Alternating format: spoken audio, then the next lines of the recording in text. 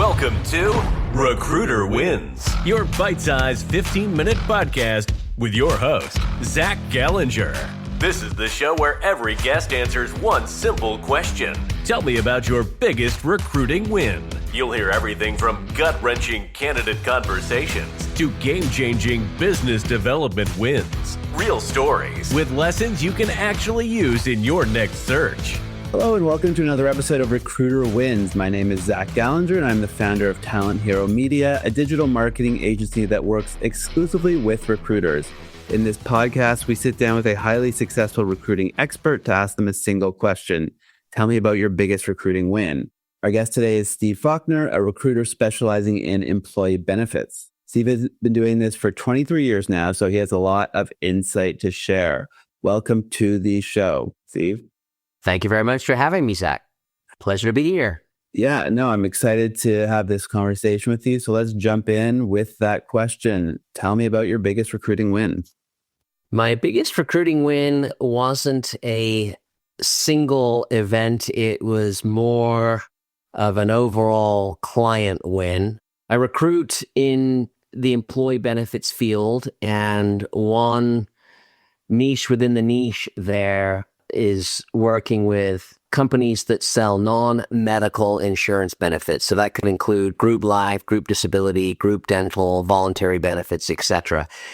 And the products are treated as a commodity, like with life insurance. You die, we pay. What's the difference between all of you? But the sales reps have a difficult job pointing out why their contracts are stronger, why they are easier to work with, how their technology is better integrated with payroll systems, etc. But my win is helping a company who I've often said they are carrying feathers to a gunfight in a highly commoditized world in which they operate. They don't have all the products. They're not doing any one thing particularly well. And so sales reps that succeed there, really, they're selling their own brand and their personality more so than the company. And yet still, I have been able to find them, in my opinion, very strong candidates. Okay, yeah, no, that does sound pretty difficult. So you sort of said that they're carrying feathers to a gunfight to describe, the situations. And I guess my question is, when you're recruiting for an underdog like that, how much of your job becomes storytelling, and where do you draw the line between spin versus deception? Like, you obviously want to get someone placed, but it's not great if they're not happy down the road once they realize the situation they're in.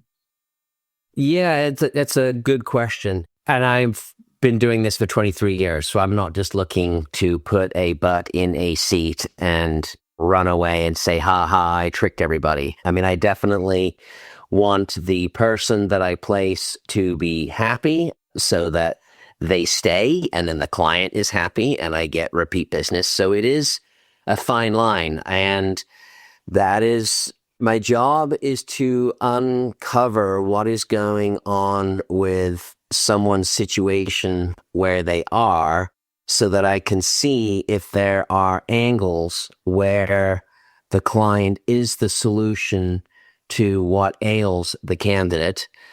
And then, yes, probably you emphasize those good parts. I do let them know, hey, here's what the challenges are.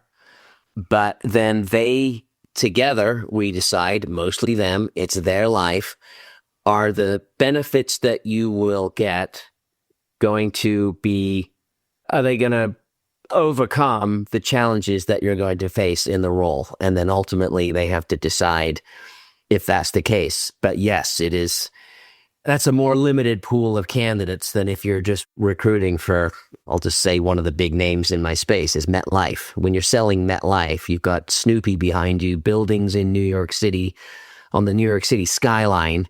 It's one thing to have them at your back versus a much lesser or no-named company at your back. Would it be fair to say then that this client may not be the client you'd love working for because of these disadvantages? I'm very grateful for the work that they have given me, and I think we probably have actually run our course for now, but I don't know how it is in other niches. There's a sliding scale. If your brand is really strong and you pay really well and your company's fantastic and you give big territories and big guarantees, and if everything's great, you don't really need me. Your internal recruiters can probably roll out of bed and find you pretty good people. Pretty good people are seeking you out and applying and calling your managers to get jobs there. So there isn't a place for me. The other end of the spectrum, yes, it is very difficult to recruit for some companies.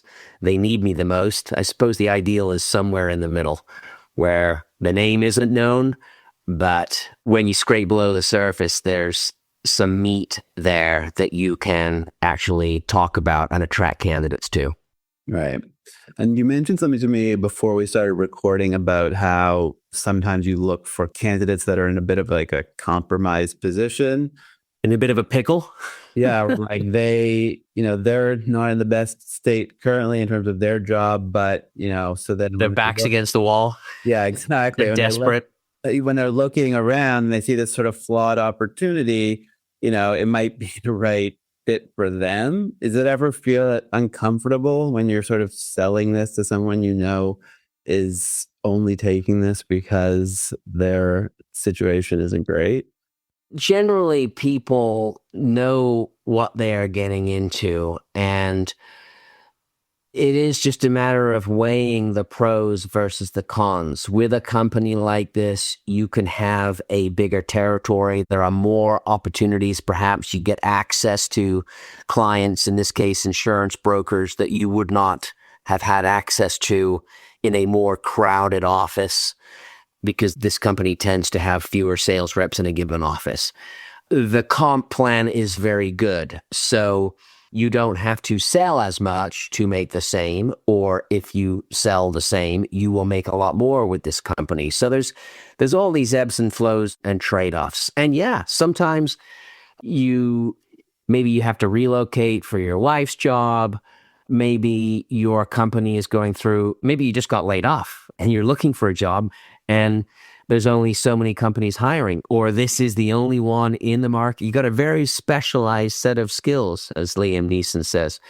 If you've got this particular set of skills and you find yourself unemployed due to some kind of merger or acquisition, and you need a job within the next few months and nothing else comes up, and this is one that can use your skills and give you a good territory and give you a good comp plan, then yes, you're going to pick up my phone call, most likely. So those situations help, yes. Yeah, I guess beggars can't be choosers, as the saying goes. That was a much more succinct way of saying what I just said. Thank you. All right, so just one more question for you. We'll go in a direction slightly away from, say, recruiting specifically. So you said that these people sometimes need to rely on like a personal brand, right, in order to offset some of the challenges that the company may have in terms of not having on certain products or stuff like that. How do you think that personal brand can really overcome these weaknesses of a company? Like, what have you actually seen in practice? I'm just curious, like, what someone who's really good at this tends to do. Yeah, I think when you are in any industry, if you're selling a product that's perceived as a commodity, it's like, why do I pick this company versus that company? It does end up becoming the person that you're dealing with. Not mistakes, but challenges or problems invariably come up.